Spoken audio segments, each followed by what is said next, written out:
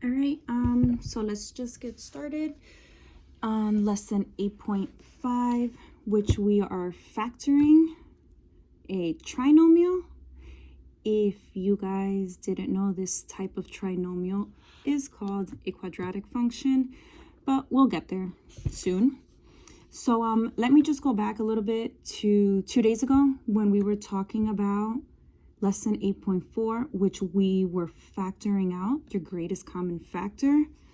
So I have two examples here just to refresh your memory a little bit, kind of like our warm-ups. So in example A, I have 15n cubed plus 25n. So remember when we were factoring the greatest common factor, we were just trying to basically break these up apart and make them as simple as possible. So in example A, I already see I have an n here and an n here. So I easily can pull out an n. The question is though, how many n's can I pull out? So I only have one here. So basically, I can only take one out. So take that n out. Remember, create your binomial. So if I took one n away from 3, I'm going to have 2 left. Okay, plus I took this one, so nothing's there. Another thing I'm noticing is I have the numbers 15 and 25. I know 15 and 25 are both divisible by 5. So let's pull that 5 out. 15 divided by 5 is 3, and 25 divided by 5 is 5. So here, oops, sorry about that. This is my factored form. My GCF is 5n. The reason why I'm not solving this, if some of you guys are already thinking that, is because this is an expression. I don't have equal 0 here, so I can't start solving. All I can do is factor this, okay? So let's take a look at example B. Very similar. I should have picked something different, but let's just do it together. I have 12a to the 5th plus 8a. Once again, I see that both my terms have the variable a. I can easily pull that out.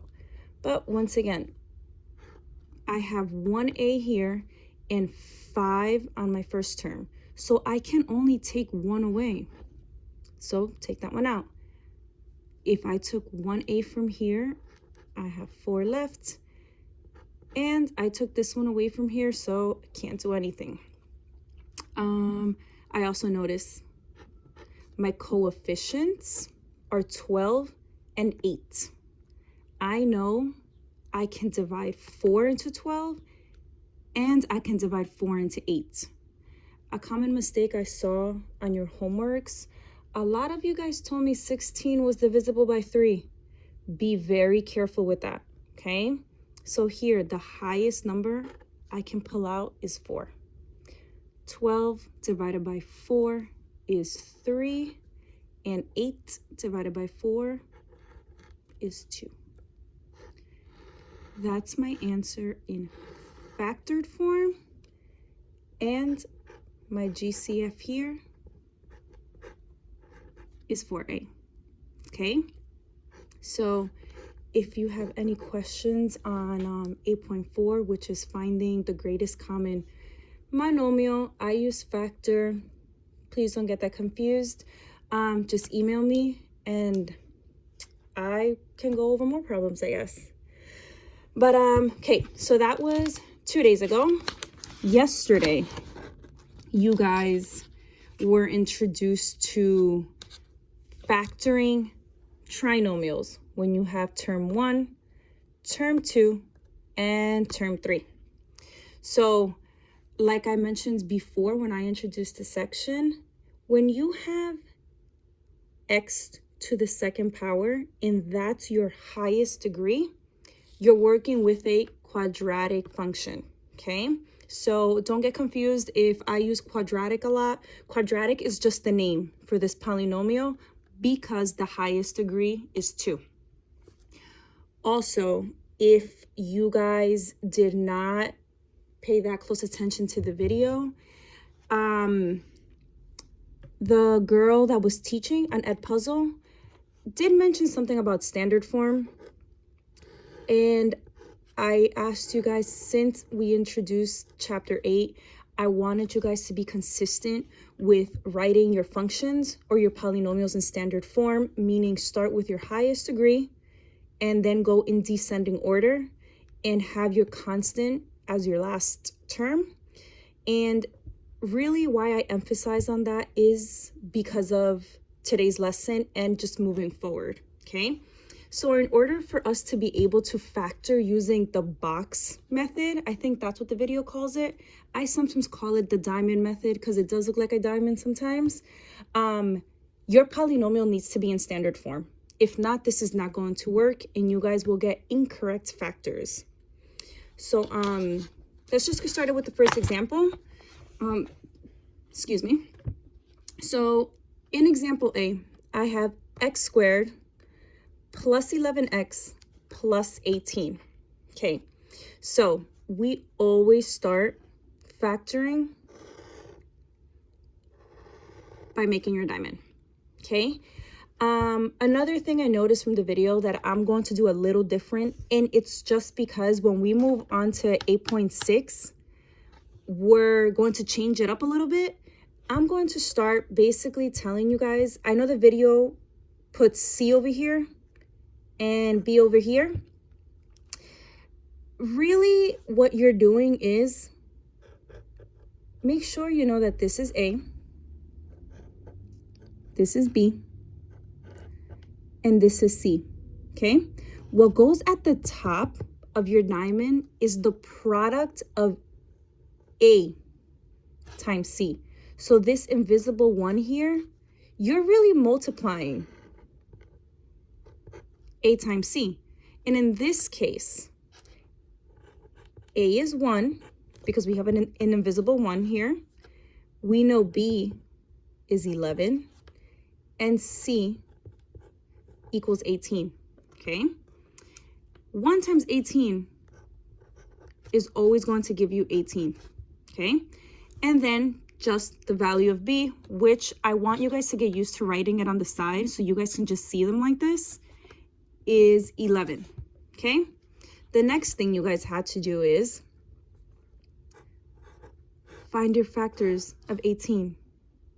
Find two numbers that when you multiply them, you get 18, but when you add them, you get 11, okay? So my obvious one is 1 times 18. I could never add or subtract these and get 11, so this doesn't work. Then I go 2 times 9. 2 times 9 is 18, and 2 plus 9 is indeed 11. I found my factors. 2 and 9. Okay, right here, I'm also going to do something different from the video, and it's because it's going to help you when we move on to 8.6. Okay, so on this step, you have your diamond set up, you have your factors. Your next step that I want you to do for my class, box in this leading coefficient. So this invisible 1 and the x. Forget the exponent for this step. No exponent. I just want the 1x. You're going to make these look like fractions. Take this x. Your x goes here. Your x goes here. Okay? From this step, you're going to write it in factored form, like the video said. Your x is positive, and so is the 2. right here. Your x is positive, and so is your 9. Same thing. I just added this little step. And I basically taught you guys that when we're getting this c term up here, you're really multiplying this invisible 1 times 18. It's the product of a times c, okay? So I'm going to stop this right here. And then I'm going to go over a few more problems with you guys in the next video, okay?